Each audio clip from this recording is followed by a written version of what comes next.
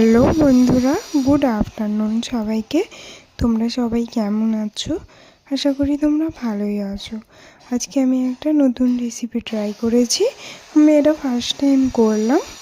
এটা হচ্ছে লাউ পাতা বাটা, কিংবা এটাকে অনেকে লাউ পাতার ভর্তাও বলে। তো প্রথমেই আমি লাউ শাক থেকে কচি কচি পাতাগুলো আমি বেছে নিয়েছি। তারপরে আমি এখানে পেঁয়াজ কুচি করে নিয়েছি, আর রসুনের খোলাটা ছাড়িয়ে, আর কাঁচা লঙ্কা চেরা কাঁচা লঙ্কা নিয়েছি। তারপরে তেল দিয়ে, কড়াইয়ের তেলের মধ্যে প্রথমে আমি কালো জিরে আর চেরা কাঁচা লঙ্কাটা আমি ফোড়নে দিয়েছি। দেওয়ার পরে আমি ওটাকে কিছুক্ষণ ভালো করে, মানে বেশি ভাজবে না, অল্প আমি ভেজেছি। তো তারপরে আমি পেঁয়াজ রসুন যা যা ছিল আমি সবগুলো ওর মধ্যে দিয়ে দিয়েছি তেলের মধ্যে। তো এবার ওটাকে আমি লাল লাল করে যতক্ষণ না ভাজা হচ্ছে আমি ততক্ষণ পর্যন্ত নেড়েছি।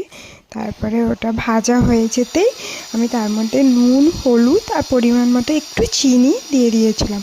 কারণ চিনিটা দেওয়ার কারণ হচ্ছে স্বাদটাকে ব্যালেন্স করে। অনেকে আবার চিনি পছন্দও করে না, তারা নাও দিতে পারে, কোনো অসুবিধা নেই।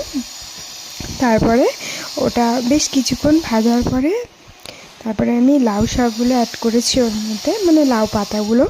তারপরে ওইটাকেও আমি কিছুক্ষণ নেড়ে চেড়ে নিয়েছি, মানে তেলের সাথে যাতে ভালোভাবে ভাজা হয়ে যায় ওরকম, ততক্ষণ আমি নেড়েছি ওর মধ্যে। তারপর না হয়ে যেতে আমি চাপা দিয়ে দিয়েছি।